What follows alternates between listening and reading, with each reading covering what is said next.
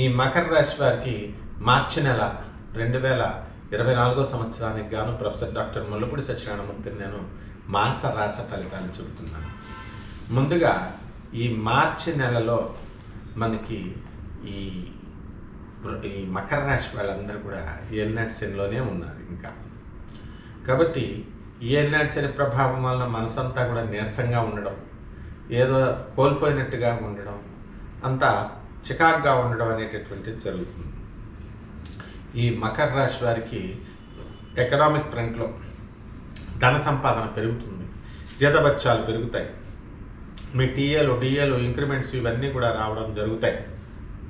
అలాగే విక్రమస్థానంలో ఉన్నటువంటి రాహుగ్రహ ప్రభావం వలన, మీ మెస్మరిజం వల్ల, మాటల చాతుర్యం వల్ల మీరు మీ పనులన్నీ కూడా మీరు పూర్తి చేసుకోగలుగుతారు.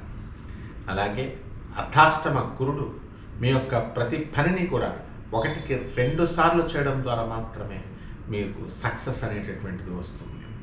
కాబట్టి ఈ మకర రాశి వారు ఈ నెలలో ఇల్లు లేనటువంటి వాళ్ళు ఇల్లు కొంటారు, వాహనాలు లేనటువంటి వాళ్ళు వాహనాలు కొంటారు, భార్యాభర్తల మధ్య గొడవలు జరుగుతున్నటువంటి వాళ్ళు, కోర్టు సమస్యలు ఉన్నటువంటి వాళ్ళు, వీళ్ళంతా కూడా వీళ్ళది వ్యవహారం ఒక దారికి వస్తుంది.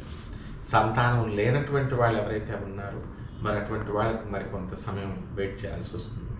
భాగ్యంలో ఉన్నటువంటి కేతుగ్రహ ప్రభావం వలన ఎక్స్పోర్ట్స్ ఇంపోర్ట్స్ బిజినెస్లు బ్రహ్మాండంగా పనిచేస్తాయి. ఆకస్మికంగా మీ బంధువుల మరణం వలన మీకు ఆస్తులు కలిసి వస్తాయి, స్థిర ఆస్తులు. అలాగే ఈ యొక్క శుక్రుడు మనకి 7 మార్చి నుంచి కుంభరాశి ప్రవేశంలో ఉండడం వలన మనకి చక్కగా భార్య నుంచి రావాల్సినటువంటిది, అత్తగారు ఇవ్వాలనుకుంటున్నటువంటిది అవన్నీ కూడా మీకు కలిసి రావడం జరుగుతుంది. అలాగే ఈ యొక్క రవి 14 మార్చి నుంచి మీనరాశి ప్రవేశంలో ఉన్నాడు కనుక మీకు చక్కగా గవర్నమెంట్ సంబంధించినటువంటి అన్ని పనులు మీకు పూర్తవుతాయి. మీ ఆధార్ కార్డులు, పాన్ కార్డులు, ఏటీఎం కార్డులు పోగొట్టుకున్నవి ఇవన్నీ కూడా మీకు ఈజీగా వచ్చేస్తాయి. ఇది ఏమన్నా పెద్ద పని అండి మీరు ఇది చెప్తున్నారంటే, అంతకంటే పెద్ద పనులు కాంట్రాక్ట్లు మీకు వస్తాయి. అలాగే కాంట్రాక్ట్ల కోసం మీరు వెచ్చించినటువంటి అమౌంట్లు, కమిషన్స్ ఇవన్నీ పని జరిగి చక్కగా మీకు ముందుకు వెళ్తారు. అలాగే ఈ యొక్క కుజుడు మనకి 15 మార్చి తర్వాత కుంభరాశి ప్రవేశం చేయడం ద్వారా మనకి మీ సోదరుల ద్వారా మీకు కలిసి రావడం జరుగుతుంది. ఈ మార్చి నెలంతా కూడా సోదరులు వీళ్ళ కలిసి వస్తుంది. మీరు మాట కఠినంగా మాట్లాడటం వల్ల కొన్ని రకమైనటువంటి సమస్యల్లో మీరు ఇరుక్కోవడానికి అవకాశాలు ఉంటాయి. ఇక 7 మార్చి తర్వాత మీనరాశిలో బుధగ్రహ సంచారం జరుగుతుంది. కాబట్టి ఈ యొక్క బుధుడు మీకు అన్ని రకాల వ్యాపారాలని కూడా మీకు సమర్థవంతంగా మీరు నిర్వహించేటటువంటి శక్తిని మీకు ఇస్తారు.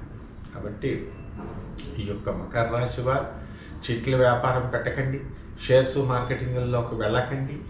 అలాగే ఈ కమోడిటీస్, షేర్స్ ఇలాంటి బిజినెస్లు చేయకండి. మరి ఏమి చేయాలరా అంటే ఎలక్ట్రానిక్ సంబంధించి సేల్స్ సర్వీసులు పెట్టుకోండి, వాచ్ షాపులు, మొబైల్ షాపులు పెట్టుకోండి, ఎలక్ట్రానిక్ సంబంధించిన ప్రతిదీ.